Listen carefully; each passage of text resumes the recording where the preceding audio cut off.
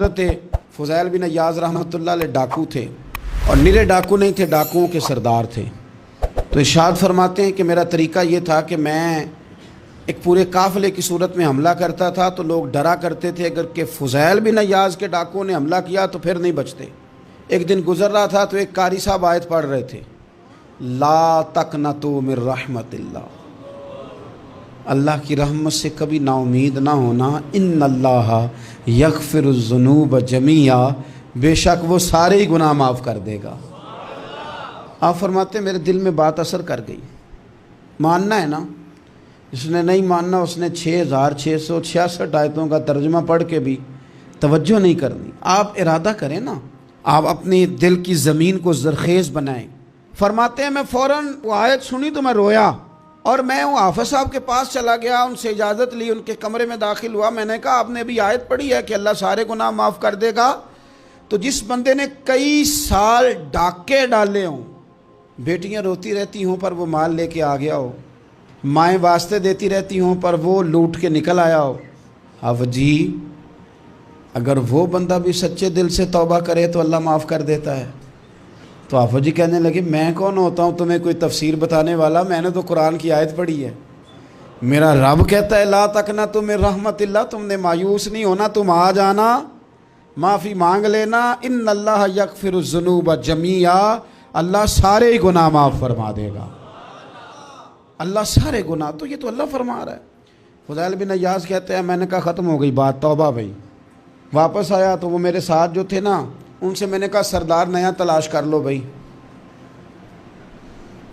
اب ارادے بدل گئے، پروگرام کچھ اور ہو گیا۔ اب تو لوگ ہمیں تانے دیں گے، اب تو لوگ باتیں کریں گے کہ اوتھے کی لین جانا ہے۔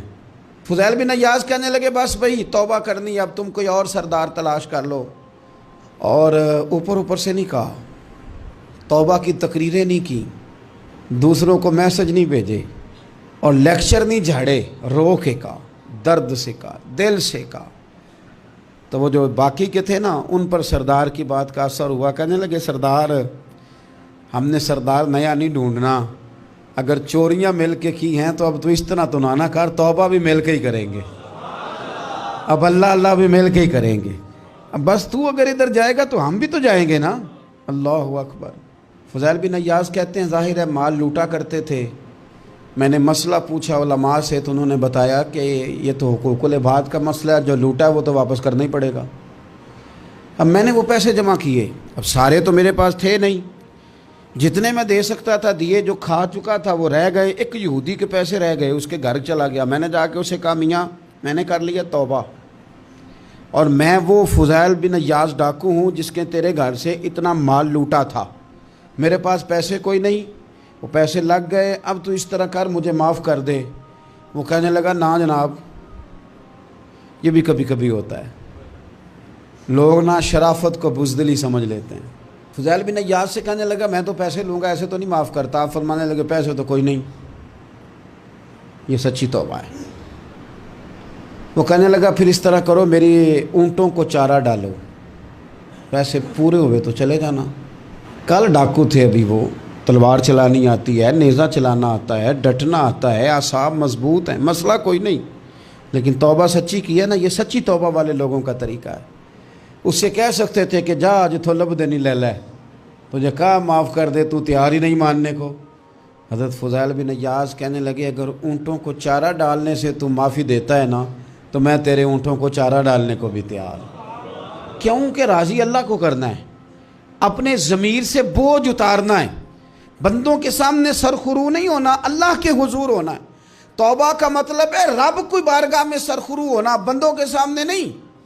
حضرت فضیل بن عیاض صاحب کہنے لگے ڈالیں گے تیرے اونٹوں کو چارہ، کیوں نہیں ڈالنا۔ 2-4 دن چارہ ڈالا تو وہ یہودی ایک دن کہنے لگا کہ یہ نا ٹھیکریوں سے بڑی ہوئی تھیلی ہے، یہ تو ذرا اٹھا کے لا۔ حضرت فضیل بن عیاض نے اٹھا کے اسے دی، جب اس نے کھولی تو اشرفیوں کی بھری ہوئی تھی۔